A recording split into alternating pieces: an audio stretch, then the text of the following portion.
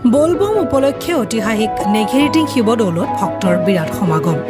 বোলবম উপলক্ষে গোলাঘাট জিলাৰ দেৰগাঁৱৰ পঞ্চমন্দিৰৰ সমীপত অৱস্থিত ঐতিহাসিক নেঘেৰিটিং শিৱদৌলত বিপুল সংখ্যক ভক্তৰ সমাগম ঘটিছে। নেঘেৰিটিং শিৱদৌল ভাৰতৰ একমাত্ৰ পঞ্চমুখী শিৱ মন্দিৰ হিচাপে প্ৰসিদ্ধ। প্ৰভু শিৱৰ আশীৰ্বাদ বিচাৰি দেৰগাঁও তথা ইয়াৰ আশে-পাশে থকা অঞ্চলসমূহৰ উপৰি অসমৰ বিভিন্ন প্ৰান্তৰ পৰা পুৱাৰে পৰা ভক্তসকল মন্দিৰৰ চৌহদত উপস্থিত হয়। আহোম স্বৰ্গদেউ ৰাজেশ্বৰ সিংহৰ ৰাজত্বকালত নিৰ্মিত এই ঐতিহাসিক মন্দিৰ চৌহদৰ এক বিশেষ স্থাপত্যগত বৈশিষ্ট্য আছে। মূল শিৱদৌলৰ দেৱালৰ চাৰিওফালে দেৱী দুৰ্গা, ভগৱান গণেশ, ভগৱান বিষ্ণু আৰু সূৰ্য দেৱতালৈ উৎসৰ্গিত আন চাৰিটা সৰু মন্দিৰ অৱস্থিত।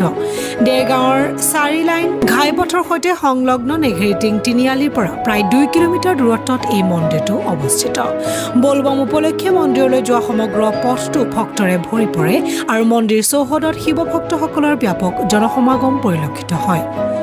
ভক্তসকলে ধূপ, দীপ, ফুল আৰু অন্যান্য পৰম্পৰাগত নৈবেদ্য আগবঢ়াই মানৱ সমাজ তথা জীৱ জগতৰ পৰা অন্ধকাৰ আৰু অৱহেলা আঁতৰি এক সুস্থ আৰু সংহতিপূৰ্ণ সমাজ প্ৰতিষ্ঠা হোৱাৰ বাবে প্ৰাৰ্থনা জনায়।